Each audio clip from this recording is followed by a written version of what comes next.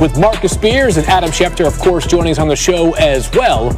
I am Field Yates, and we have a massive game ahead. It is the Seahawks hosting the Washington football team, and if the season ended today, it does not. Those two teams would actually meet in the playoffs as the 4 and 5 seeds. Right now, the Cardinals and Saints are also in line to play one another, as are the Buccaneers and Rams, which would be a fun rematch between Tom Brady and Jared Goff, who, of course, once played as the opposing quarterbacks in the Super Bowl. And the Packers, of course, would have a bye if they could hold on to the #1 seed. But let's get right back into that game that we just told you about, Washington and the Seattle Seahawks. And it's important that we get an update from the most plugged-in man in football. That is, of course, Adam Schefter. And Schefter, we've got a few notable injury updates. Let's start in Washington with quarterback Alex Smith. Well, Field, Alex Smith did not practice today. He was there at practice. He just did not go through drills. Now, Ron Rivera said he would be comfortable if Alex Smith didn't practice all week and could play on Sunday. It's an important game for Washington. You have to figure they'll be careful with Smith. If he can't play, Dwayne Haskins would start. As for rookie running back Antonio Gibson, he was also present at practice, but only working on the side with trainers. Gibson missed last week's game with a turf toe injury. We'll have to see how the rest of the week goes in regards to his availability to face the Seahawks on Sunday. But Washington did sign Lamar Miller off Chicago's practice squad, an indication that Gibson may not be able to go on Sunday. Yeah, and Peyton Barber also banged up in that backfield a bit. More from Shefty throughout the show because there's all kinds of news rolling in during this afternoon hour here. But Dan, this Washington defensive front, I mean, we know they're stacked with talent, all sorts of first-rounders up front, but the group has really made some strides in recent weeks and been even better than ever before. What do you think has contributed to that? Yeah, two things stand out. So you mentioned that defensive front and them getting better. So I reached out to a coach on their staff, and I said, like, what's the deal? And, you know, I think that people forget that there's two coaches on that staff that have been successful head coaches in the NFL. Obviously, Ron Rivera, but then Jack Del Rio. And Jack Del Rio said, like, we're starting to really trust each other up front. And then if you look at this defensive line, some people believe it's just a 4-man rush. It's not. They vary that front a little bit. Sometimes it is 5-man, where it's like, we're just trying to get 5 one-on-ones. Our 5 are better than your 5. That makes the quarterback miss his throw. And then they'll give a 4-man front. All right, now 4 rushers. Nope, Chase Young, we're going to drop him out. He sees that tackle go up, now go kill the quarterback, which he does. And then another option, well, they'll show that 4-man front, but we're bringing another guy off the ball. Again, trying to get those 5 one-on-ones, letting our athletes be dominant along the line of scrimmage. So you're talking about this defensive front that the first-round picks have certainly hit, and the talent is there.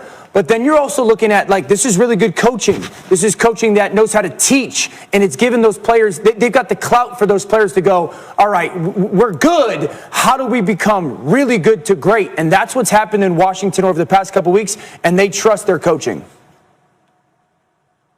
Yeah, Dan, you said one word that sticks out to me, athletes, right? Because this is a similar regard in which we saw the San Francisco 49ers last year. Listen, here's the difference. D-line play. All right, if you have an Aaron Donald, guys benefit from Aaron Donald being on that defensive line. That's not to take away from Brockers and all of those other guys. But Aaron Donald creates that. The Washington football team has 3 guys like that can win one-on-ones on any given play, and that's how we saw the 49ers operate. So Jack Del Rio has the freedom and athleticism. Dan showed you with Chase Young dropping out. Vitally important, man, to switch up looks. You can disguise pressure when you have athletes up front on the defensive line, and Jack is doing a tremendous job. He understands the guys that he has in the dynamic of this front 7 that he's creating havoc with. And this is the team.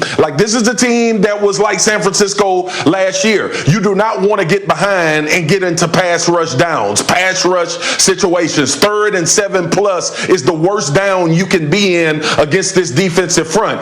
And not to mention something we talked about a few weeks ago. They are tall, long, and lanky. They get their hands up and bat balls. So 3rd down is a hell of a down for offenses trying to convert. Yeah, you certainly know that Swagoo loves breaking down a defensive line filled with a bunch of former first-round picks like himself. But let's talk about the other side of this game, Key. And this Seahawks team, a couple weeks ago, facing off against a frisky NFC East team, the New York Giants, came out and was flat.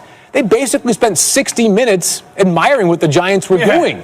Well, I think are you concerned or no? I think when you look at it, though, Phil, a lot of times teams think things are cakewalks. They look at the Giants and they say, okay, we just got rid of Arizona. We went to Philly. We smashed them. The Giants coming in, Colt McCoy.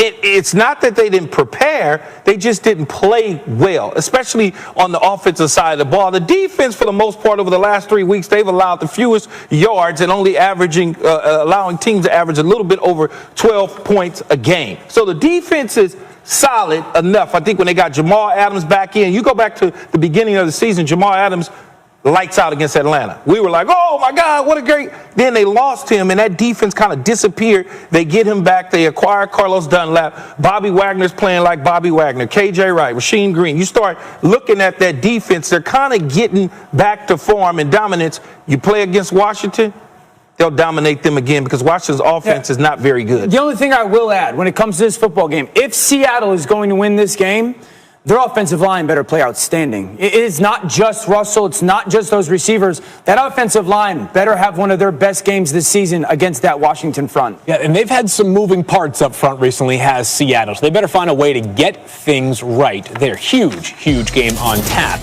You know, Green Bay is on a roll, and Aaron Rodgers is having an MVP-worthy season.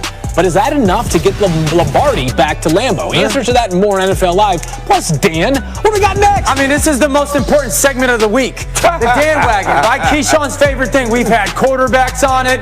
We've had a couple wide receivers on it. We hit every week. There's going to be a new addition. This guy has earned the opportunity to join the Dan Wagon. It's long overdue. Coming up next. I like the fact that you call it a weekly honor. Like, it's esteemed in that way. We've had so many good. This guy he's earned a right. It's time that I'm not going to say his name. I want them to read. Yeah, here it comes. Ooh, look at that, the king. My man Travis Kelce is on the Dan Wagon. He's the best player in football that's not playing quarterback this year. Listen, this dude's got 5 straight 1,000-yard seasons. You want to play him in man coverage? I'm going to go vertical. Make the contested catches because I can. That's why I got 90 for 1250 and 9 tutties. Crossing routes, scoop the ball off the ground. I can do that. Dude, this guy's a magnet for open space. He just finds clean voids. He's got, like, not eyes behind his head. He's got eyes all over his head. That's why he's constantly, he's Han Solo. He's the one and only. He's a solo act, and that's why I apologize that I haven't gotten him on the Dan Wagon up until this point. He makes that offense go. He's fantastic. He's the best route-running tight end I've ever seen in my life.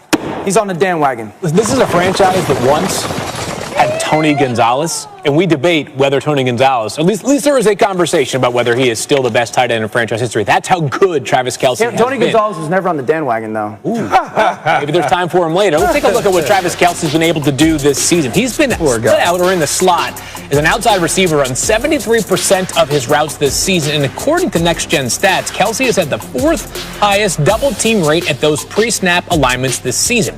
Check out Tyreek Hill just ahead of Travis Kelce, too, as defenses are faced with an absolute